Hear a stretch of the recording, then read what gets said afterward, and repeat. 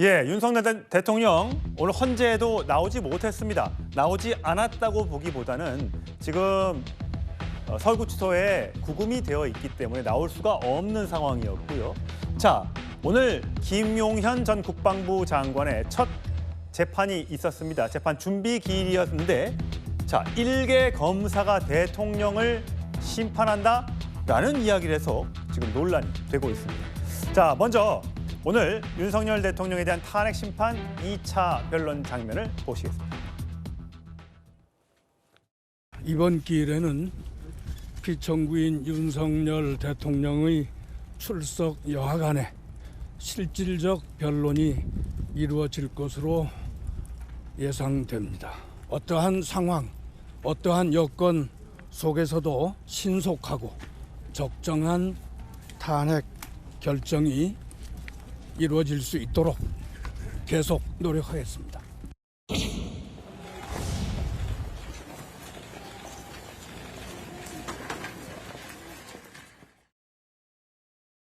예, 이현정 의원. 네.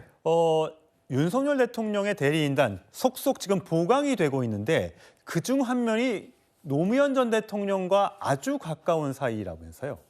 그렇죠. 그러니까 지금 현재 이제 국회 측 대리인들이 있고요. 네. 그다음에 윤석열 대통령 측의 변호인들이 있습니다. 그동안 조금 아쉬웠거나 문제가 된 게 뭐냐면 지금 국회 측 대리인에는 전직 헌법재판관들이 있어요. 예. 김미수 재판관이라든지 송도한 재판관이 예. 있거든요. 그러니까 이게 헌법재판은 헌법재판관 출신들이 가장 잘하는 거 아니겠습니까? 근데 사실 이제 윤석열 대통령 측에서는 처음에 아마 구하다가 이제 이 변호인을 못 구해서 배보윤 전 이제 헌법재판소 대변인이 사실 헌법재판 관련해서는 이제 유일하게 헌법재판관 출신으로 있었습니다. 근데 정말 가뭄에 단비 오듯이 오늘 이제 헌법재판관 출신 이제 그 조대현 전 재판관이 이제 여기에 변호인에 합류를 했어요.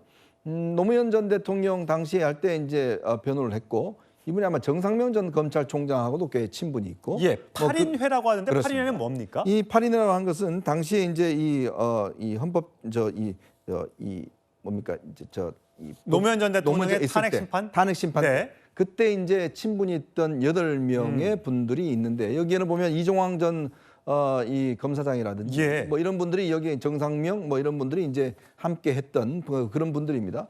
그래서 이제 8인회라는 모임을 만들어서 정기적으로 모임을 하는데 이 중에는 뭐 이제 돌아가신 분도 많이 계시고 예. 지금은 유지가 안 됩니다만은 그러니까 조대현 전 이제 이 재판관이 노무현 대통령 그때 이제 측의 변호인을 맡았는데 아마 이번에 이제 아마 윤석열 대통령 맡으면서 본인도 굉장히 감정에 많이 하셨던 모양입니다. 본인은 이야기를 하면서 뭐 상당히 또 눈물도 좀 흘리고 울컥했다고 하더군요. 그런 장면도 있었는데 아무래도 이제 대통령 전직 대통령 현직이었죠. 그런 탄핵 심판을 맡는다는 게 참 이게 법조인으로서 굉장히 좀 뭔가 맡고 싶지 않는 측면이 있을 겁니다. 그런 것들을 특히 2명의 대통령에 대한 이땐 재판관의 변호인을 맡는다는 거.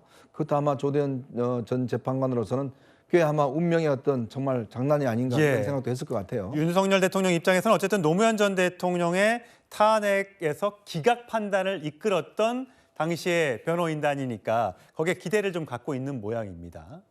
예, 다음 장을 볼까요? 오늘 선임됐던 지금 말씀드렸던 조대현 변호사, 헌법재판관 출신이고요. 2004년 노무현 전 대통령의 탄핵을 막아섰던 변호인단이었습니다. 정상면 전 검찰총장은요. 윤석열 대통령의 멘토고요.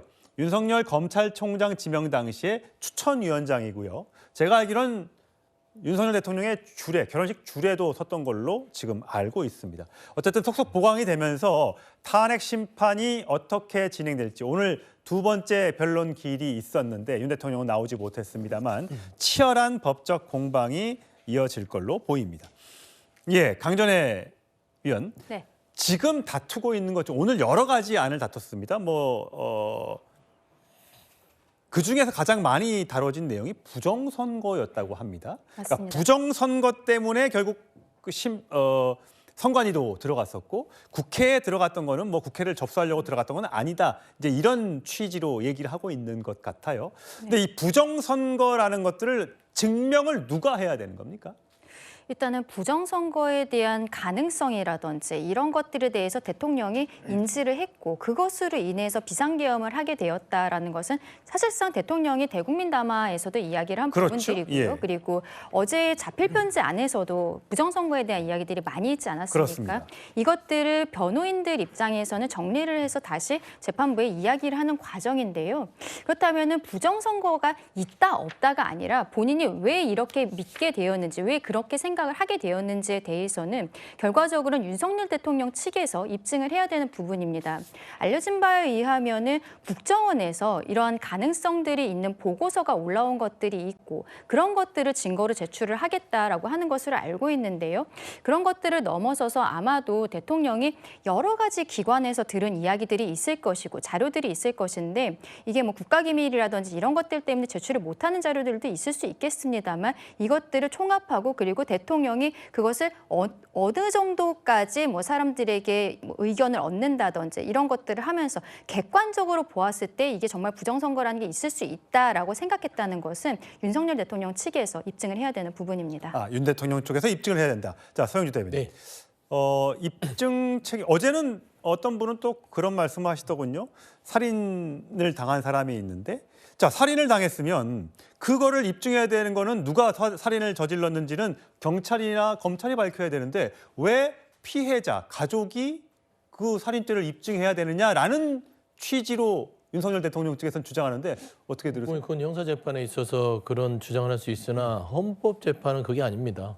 헌법 자체는 헌법재판소는 헌법의 행위에 대해서 윤석열 대통령이 헌법의 문란에 이르는 행위를 했느냐 그것만 판단하면 되는 거예요. 그러니까 본인의 어떤 비상계엄의 통치 행위가 헌법적, 법적 근거에 있어서 실체적 요건을 갖췄냐 안 갖췄냐 그 부분입니다.